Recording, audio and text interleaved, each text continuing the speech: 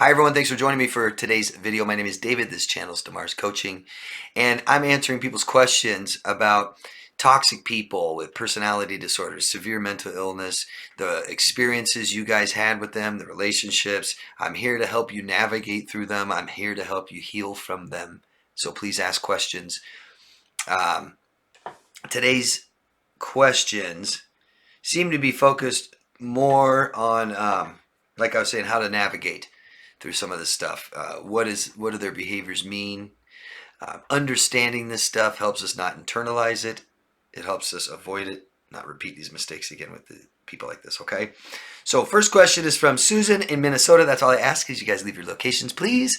Susan says, so many survivors find the holidays yucky. So very thankful for you. Your videos have helped give me the courage to live my truth. Blessings. Thank you, Susan. I'm sorry if the holidays are yucky for you this year. Our brains go by the last time we had an experience, and if last year was pretty awful, toxic, traumatic, then we're going to be scared of this holiday. We may not have many people in our life, and so we're scared to be alone. Sometimes it's just another day. Try to get through it. Next year will be better. If this year is okay, next year will be less scary. I promise. Maybe you can plan on having a nice holiday next year and just get through this. But yeah, thank you, Susan. You'll be okay. Usually the most important is just to be around some people, you know? That's what it's for, yeah? It's not just for eating and gifts and stuff. It's people. People. If you can be around somebody, that would really help. And Carissa's replying to a question I answered to Jeanette last week. I don't remember where you're from, Carissa. Says, Janet, you can also use your voice. Speak up, forward, and direct. Most controlling folk don't like to be embarrassed, so raising your voice a little when he comes up to you will help. And if he's bold enough to reach in again, take a step back and offer a handshake or just walk away. I hope that helps. I feel like he's counting on you, not making a scene to get away with his little BS. And that's really good advice, Krista. Thank you. Believe it or not, toxic people might appear that they like confrontation and stuff, but they may be confrontational, but they hate confrontation. They hate being confronted. They hate it. They can't handle the stress. They don't know how to communicate. They want to just fight and win, and they just get so stressed and embarrassed. They hate it. Yeah, it's true. Good advice, Carissa. Thank you. Rory from Ohio. Hi, Rory. You have a couple things here. My question is almost like we develop. Thank you for answering my question about conditioning. It's almost like we develop accommodating reactions, responses for survival in these relationships. One time before we were married, we had an argument in which I cried. The next day he got me roses, and when you thanked him, he whispered in your ear, "You're welcome. Just don't expect flowers every time you cry." If that happened today, I would whisper back, "I can see you gave these flowers to the wrong person. They really belong to you." Handing them back to him, but really wanting to throw them, I'd show him the door, maybe even tell him to F off. We're learning. It's good. Just to note something, but that instability is what we become addicted to, just so you know. Like drugs, get high, come off it, drunk, sober, win gambling, lose, these kinds of things. This is how we become dependent. These relationships, unstable relationships, will become dependent. We don't break up, get back together. That's the biggest sign of a toxic relationship, unstable, yeah? We don't threaten and fight and make up all the time and stuff like this. Become dependent on them, okay? It makes them harder and harder to leave. Okay, and Rory also says, I always wondered this about my husband. He always fell asleep so fast at night, while I, on the other hand, took forever. Even after an argument, perhaps quicker. I'm hoping to fall asleep now. LOL, take care. What I think may be happening is what I wrote down here. What I think is going on. He exploits you and releases tension when he yells at you and fights with you, but you take all the stress. So people that have explosive anger, temper tantrums, stuff like this, they often become addicted to this release of all the tension and anger afterwards, yeah? And then they get some good feeling hormones. he might have been addicted to this kind of behaviors. But just think of it as releasing all this stress and tension that he has and dumping it all on you. And this relationship is so stressful for you. And so it's releasing cortisol and other stress chemicals. This cortisol will keep you from sleeping. It can keep you, most of you guys, survivors, my clients, will have troubles falling asleep or keep waking up, most common. Waking up. I call it waking up on the train tracks. I used to wake up literally the second my eyes open. I'd stand up out of bed like this and just be ready to go. Just ugh. Now I get good sleep. It takes me a while to wake up in the mornings. It's like, oh, this is normal. This is what normal is like. I think that's what's going on. And now that the stress is over, you sleep better, huh? And you say, can you please explain this term again? Fake it till you make it. I feel I did this for a really long time, saying everything was okay on the outside, feeling nothing was okay on the inside. Maybe that's why I don't take to the phrase like it's meant to be taken.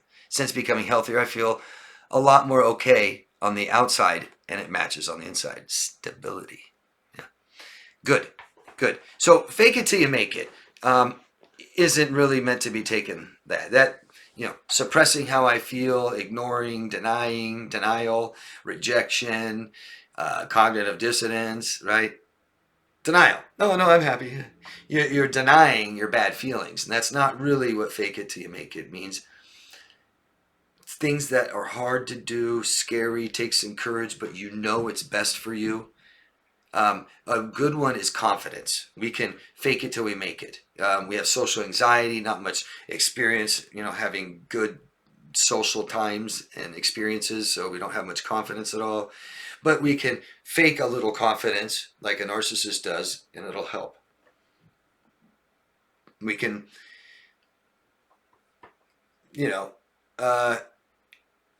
it's not meant to ignore, deny, reject how you feel.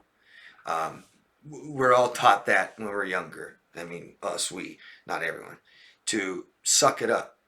Smile when you feel like crying. Don't let anyone see you cry, because we never got the response we needed, the attention we needed. And so what we do is just try to always make it less stressful. Fake it till you make it is a positive thing, and it really does work. Sometimes we don't have the courage to try, and we just fake it. Sometimes we don't have the confidence because we have never done this before. I always use the analogy of college students. Kids going off to college have no prior experience of taking care of themselves, and maybe even doing laundry, cooking, paying bills, stuff like this, school, college. No experience. They lack the confidence. Anyone that seems confident at that is faking it. But it works. And when people graduate from college, they tend to have a lot more confidence and do better as they go on to more schooling and stuff. But fake it till you make it, I really like that. It really does work.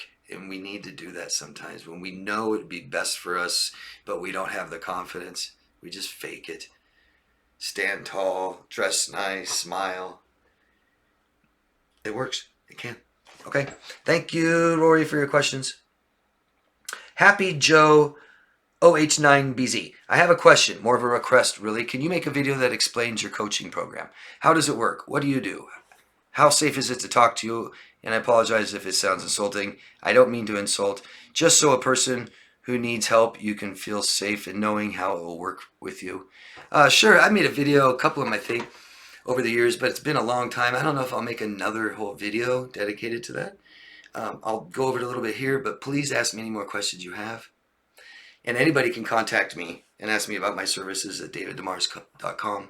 Feel free to ask me any questions you guys have. Anything anybody tells me, I hold in strict confidence. I don't tell anybody. I don't admit or deny anyone as a client of mine.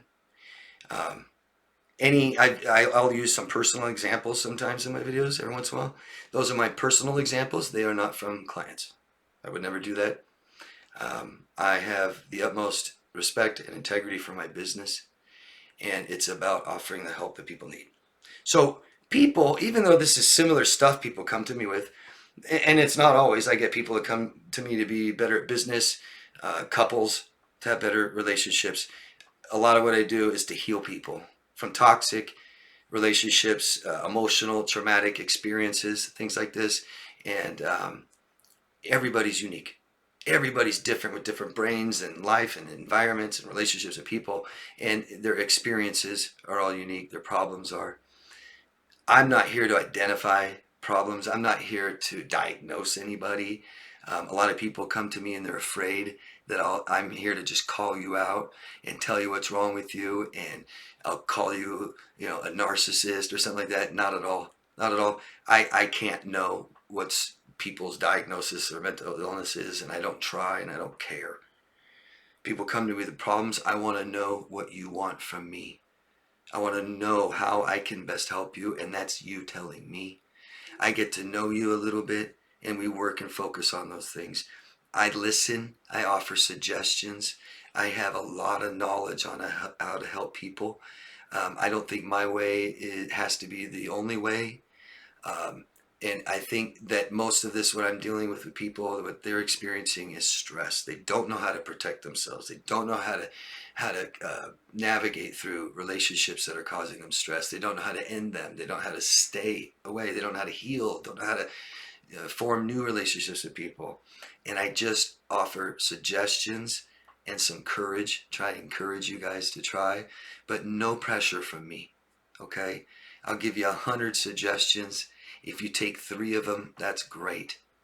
Right? We aren't here to try to be perfect, and everybody has things we need to work on, including myself. Okay? You mentioned something about the person that's stalking me. You're safe. I'm safe. They don't do anything. They just make videos for attention. I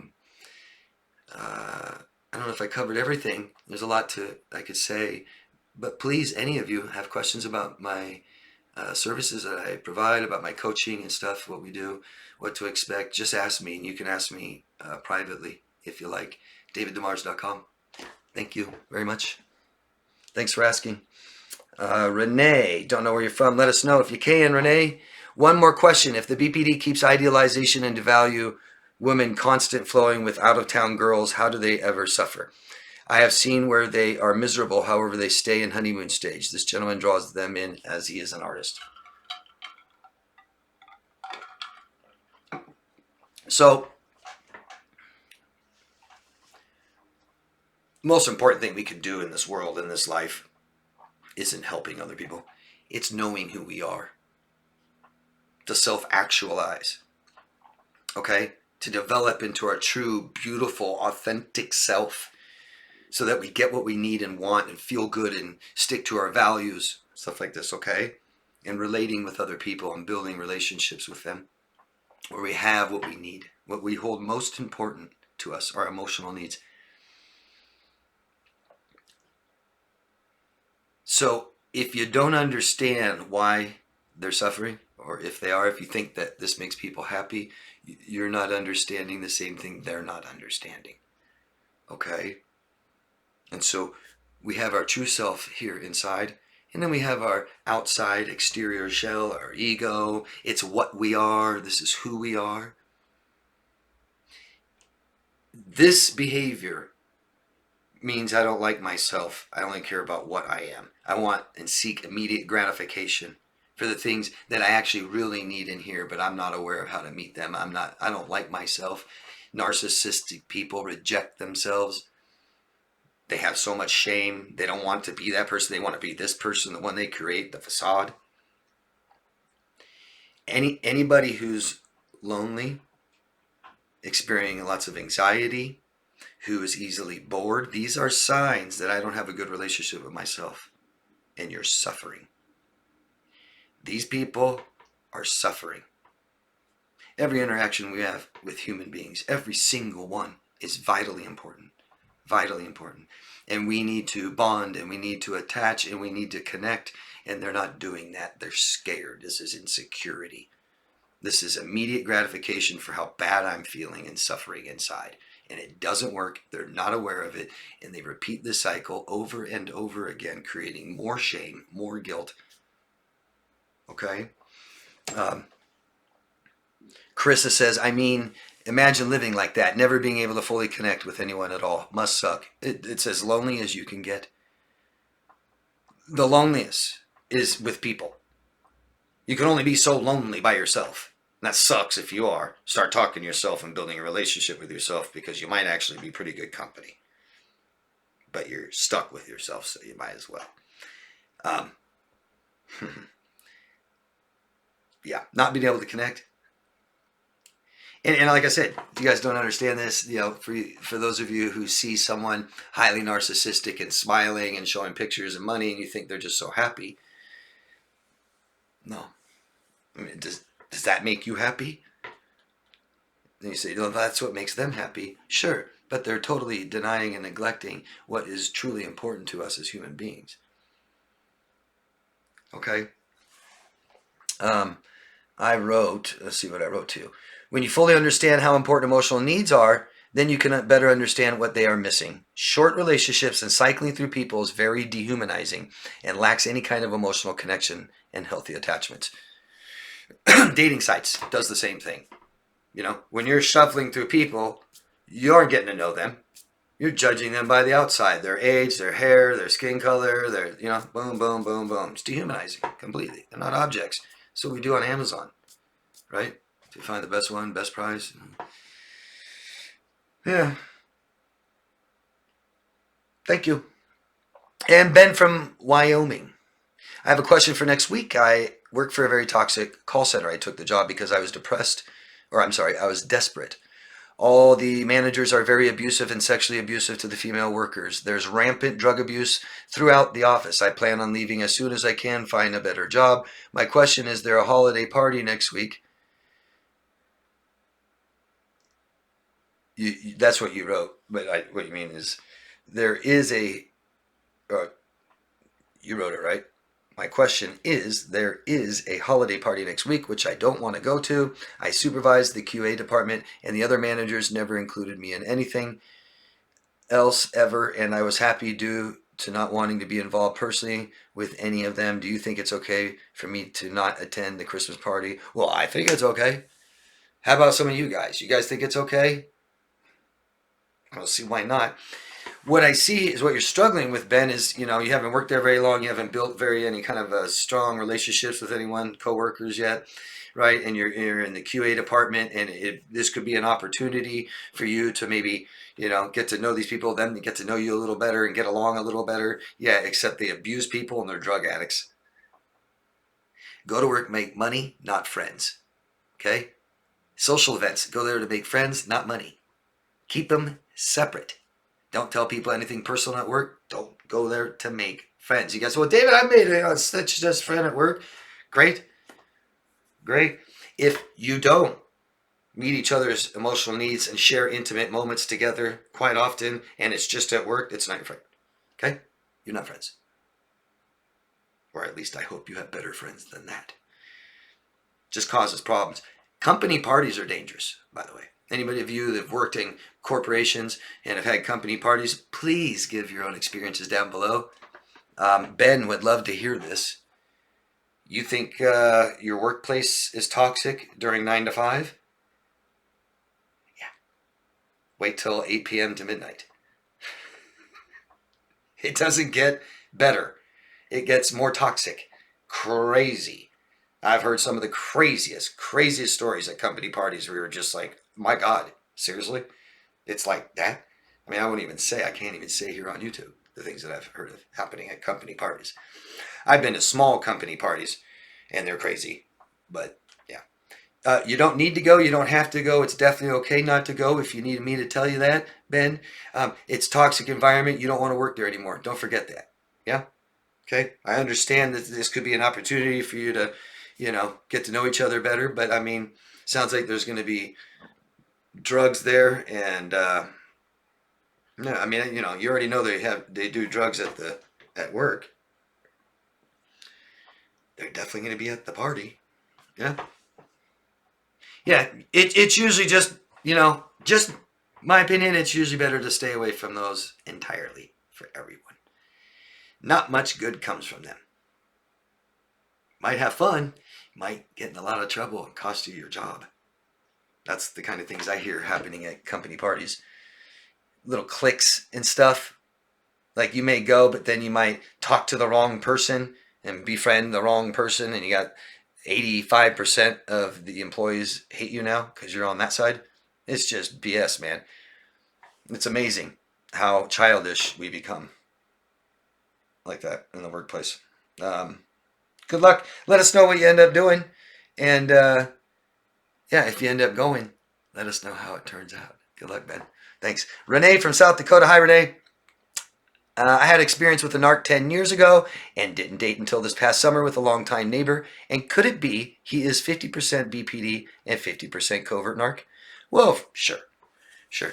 Just to go over this stuff, because I've made a lot of videos about this stuff, you can go look at them and watch them. And anybody has video ideas, tell me. But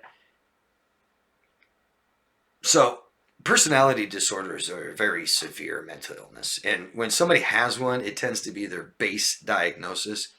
These can be comorbid, and you could be very, very common for someone to have be diagnosed with two personality disorders. It's actually really common with two different therapists. I've seen a lot. One therapist says this, one therapist says that. They're not different animals. Okay? Try to realize that there's just 10 different personality disorders to describe the different behaviors and thought processes with people that are very, very rigid. And that their behaviors cause them a lot of problems, failed relationships, and they can't see it's them. That's their personality disorder. Then when you go fine tune each one, it's just a little bit different behaviors and stuff, but they have very distinct diagnostic criteria. And the most common thing I hear all the time about personality disorders is the BPD and NPD, borderline and narcissist. Everybody thinks they're both. And sure, they could be, but just understand that there's very, very distinct criteria for each one. Okay? And so there's 9 for each one. And you got to have 6 of each. These are very overlapping. Mental illness on its own can be very narcissistic. Narcissism is, we're on the spectrum. We're in the middle. And so everyone's going to have some narcissistic traits. When you cross the line into personality disorders, like I said, they all overlap. You could say people that have any of the other 9 personality disorders are very narcissistic, and you'd be pretty accurate. So a borderline is going to be somewhat narcissistic, But what's important, and you guys detect a lot, you think narcissism is just abuse and exploitative. And when you get in the cluster B, they all 4 are very exploitative. That makes sense? And you think the more exploitative they are, the more they're a narcissist or a sociopath. Not necessarily at all. No. They each have their own distinct criteria, and they're all very exploitative, which appears to be very narcissistic. I don't know if that offered any clarity for you. Renee goes on to say, I am finding that the BPD is even worse than the X 10 years ago. Grandiose narc to experience. Until we heal, they all get worse. The relationships get worse. The people are worse. We go back to our ex, it's worse until we get better. Okay? That's why my clients tend to be in 40s, 50s, 60s, more than 18, 19, 20. But there's something else I wanted to add to that. The BPD is worse than the grandiose narc. Yeah, it's all a spectrum. Okay? So you can have someone that's schizoid that is a worse human with worse, nasty, toxic behaviors than a sociopath. Make sense? Spectrum. You said, have you ever seen someone personally see a BPD go through DBT and be successful? Yes, I have. DBT, dialectical behavioral therapy, is what is necessary for someone with borderline personality disorder, and for their disorder to go into remission. It can take up to like 10 years. I've seen it.